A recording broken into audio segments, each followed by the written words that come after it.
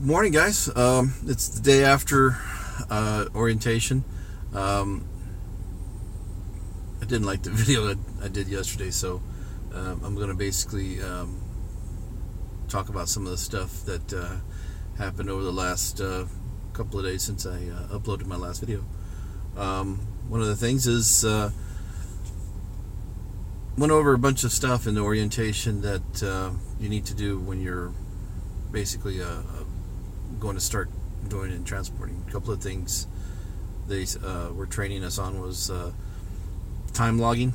You got to start doing time logs, just like a CDL driver. They use a system called Keep On Trucking, which is basically an app on your phone, and you use it on your Android or Apple, whatever you get. And basically, the program is real simple. It takes away the mistakes you can make as far as a time log is concerned, and make sure that you have all your information in there, and if you don't, it flags it. You make sure that in a typical day you have 14 hours to work, which includes putting fuel, hitching up your load, checking your stuff when you get pulled over, that you got to go into the weigh stations, all that kind of stuff.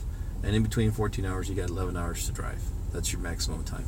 So you got to maximize that time. Obviously, you don't want to spend 5-6 hours, doing other stuff. But it happens. If you get broke down or something comes up, you just got to roll with it. But the system basically teaches you all that stuff. Not teaches you. It keeps you in the lane. Make sure that you're doing it right. And once you do all that, that it's real simple. Make sure that you take your breaks when you got to take your breaks. You're supposed to take a 30-minute break within 8 hours. But since you got 11 hours to drive, you got to make sure you don't take it too early, because if you take it like the first hour or two and take a 30-minute break, then guess what? You got within the first 2 hours, you'll have 9 hours left. Let's say you take a break within the first 2 hours. Well, you still got to take another 30-minute break, because you can't drive 9 hours straight. You got to take a 30-minute break within the 8 hours. But guess what? The program will let you know. Won't let you know you have to take the break early, but it'll tell you, hey, start taking your break, and you're going to have to do it. But it's part of planning. You need to start planning that stuff. Another good app I got was Trucker's Path. They suggested that. A couple of people in the room who are former truckers suggested that. It tells you where all the weigh stations are at, where all the fuel stops are at, the Flying J's, the Petros, the Loves, all those places that you see where the truck stops are. It tells you where all those places are at. And that's another good app you got, because you're going to have to plan your trip. Also found out that when they give you a load, they actually tell you where to go. So they tell you what route to take. It also tells them if you go through any state that needs a permit, that's the reason why they're telling you, then they can give you the permit for it. If you're going to go to California, and you're going to go like south, like San Diego or something, and you got to go through Nevada, well, it'll tell you, not the program, but they will tell you, hey, you're going to need a permit, make sure you get it, and make sure you call in before you get to Nevada so you can get your permit. And if you got to go through other states, Wyoming, Arizona, I don't know them all, but the good thing is you don't have to worry about that. The other thing they did for me, the next day we went over safety. We're just required to take a safety class. You're supposed to take a safety class if you're going to be a commercial driver. That's what I'm considered. Although I don't have a CDL, I'm a commercial driver. I'm getting paid to drive. That's what the bottom line is when you're doing this business. You got to go and jump through all the hoops that you do as a CDL driver, except I don't carry the CDL endorsement, and I don't have that.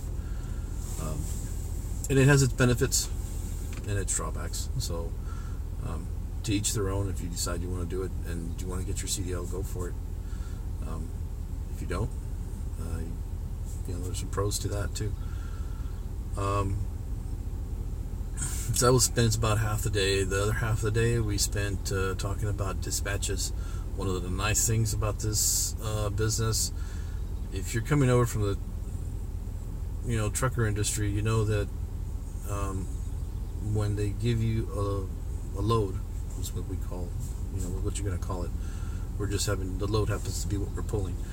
And in their cases, it's a load that they put in their trailer. They always have with them.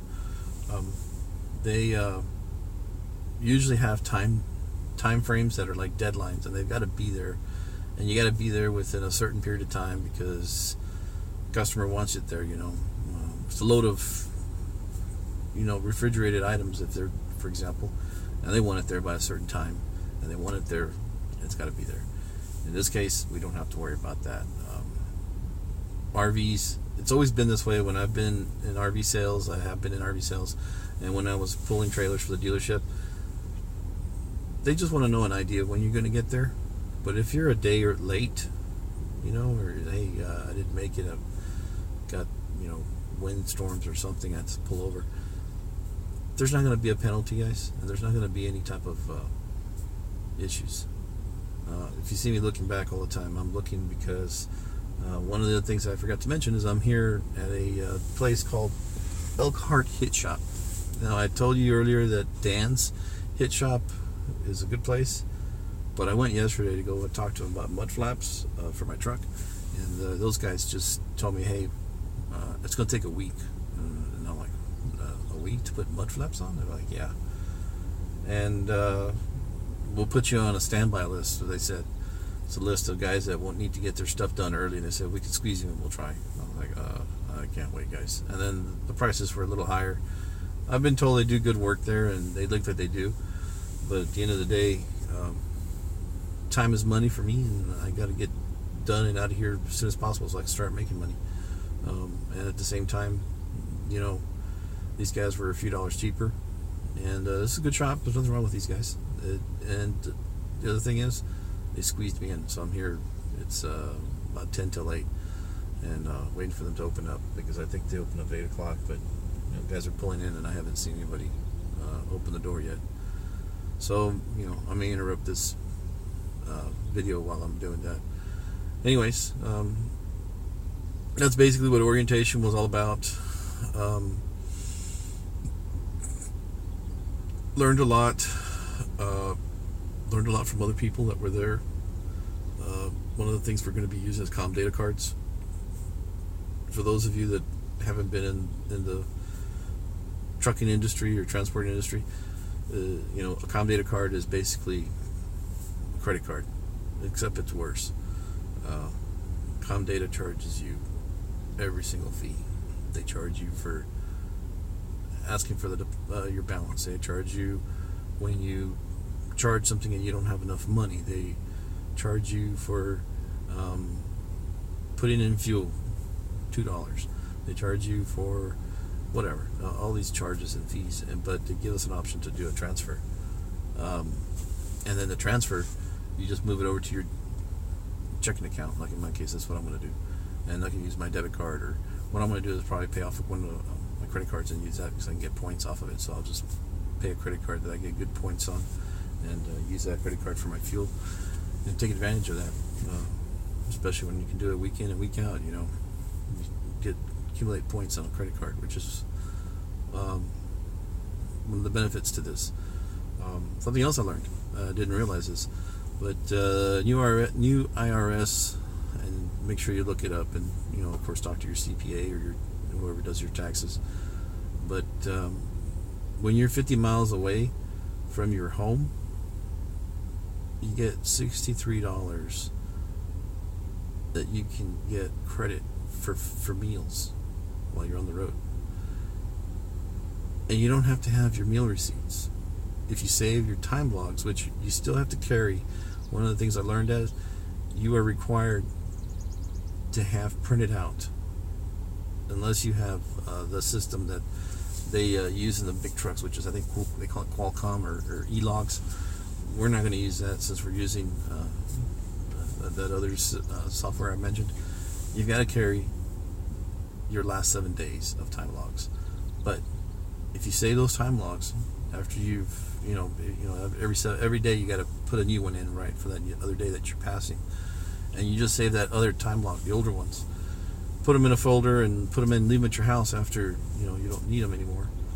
At the end of the year, guys, you get $63 credit. So you think about that. I'm not saying you're going to be on the road 300 days in the year, but if you are out there 200 days, add that up. 200 times 63. That's a lot of money. And guess what? That's all deductible. And you don't have to waste your time saving all your meal receipts. It's just an automatic deduction. You get $63 as long as you're 50 miles away. And the time log proves it, because on the time logs you have to stamp where you're at, where you started and where you ended and where you stopped and where you're going. So, for me, I'm here in Indiana. My hometown's Houston. My time log starts, once I'm done here and I pick up a load, starts here. And if I go, somewhere else, hey, I just save that time log. And at the end of the year, if I do 200 days on the road times 63, you do the math, that's what, 212, like $12,000. I think that's what it is. One of the truckers told us that they did that, a couple that used to do trucking together, and they said they had a huge tax deduction just by doing that. So, word to the wise, something I learned. I didn't know that.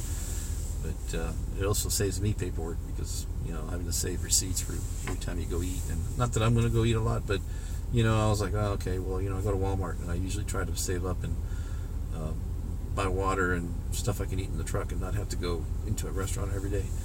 But now I don't have to worry about that. So, see a guy there walking. I think he's one of the employees. Looks like they're going to open up. The sign's open. Hey, guys, I'll have to talk to you a little bit later, because I get told I got to get in here early. All right, man. Have a good one. And we'll be talking later. Bye.